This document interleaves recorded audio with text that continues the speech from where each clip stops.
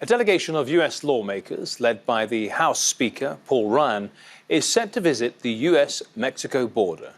Now, they're in the Rio Grande Valley in Texas, where undocumented immigrants have been detained. The visit is expected to give Ryan and other politicians a first-hand view of who's crossing the border. This comes as the Congress debates how to pay for Trump's pledge to build the wall along the border, which is aimed at keeping out illegal immigrants. Let's go to Tetiana Anderson now. She is there for us. Tetiana, Paul Ryan and this delegation, what exactly are they doing there?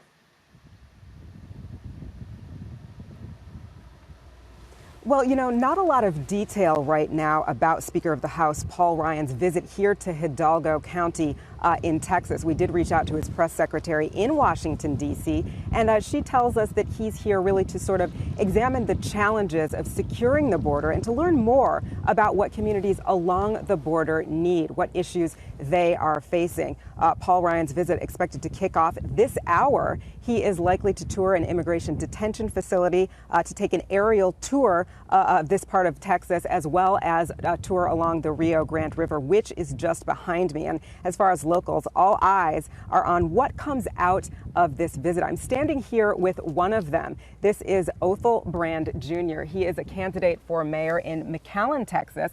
His father was also the largest farmer of strawberries at one time in Mexico, as well as the largest producers of onions in the United States. So the Brand family really has a deep knowledge of issues that happen along both sides of the border. And Othel, I want to start by asking you, a flurry of visits from high-profile administration officials, Texas Senator Ted Cruz, Speaker of the House Paul Ryan. What is it about this area, about this corridor, that's drawing so much high-profile attention? Well, a lot of people don't realize that over the last 3 years, anywhere from 47 to 53% of all illegal crossers into the whole United States have come through this county. It is the shortest distance for those coming from Central America, who represent the biggest numbers of folks that are coming. This is the shortest distance than any other area in the United States to enter. So you told me earlier that you actually voted for President Trump because of his strong stance when it came to securing our borders. What is it about security that is so important to you? What issues are you facing here?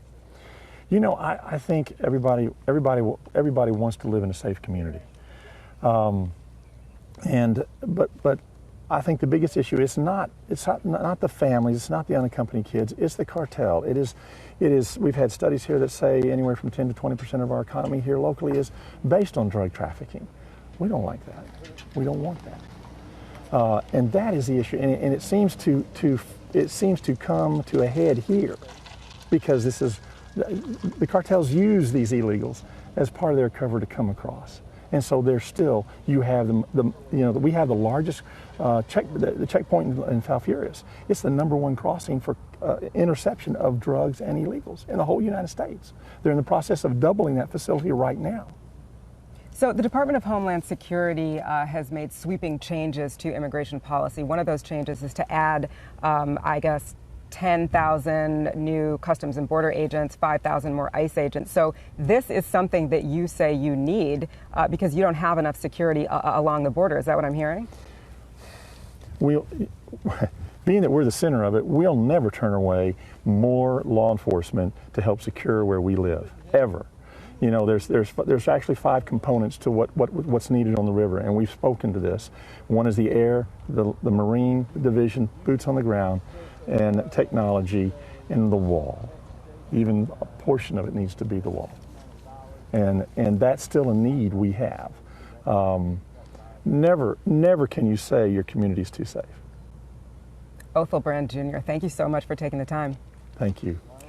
Speaker of the House Paul Ryan expected to be here in the Hidalgo County area as we speak. It comes on the heels of a visit by Rex Tillerson to Mexico, as well as the head of the State Department as well. So we will be monitoring all these activities and bring you more as it happens.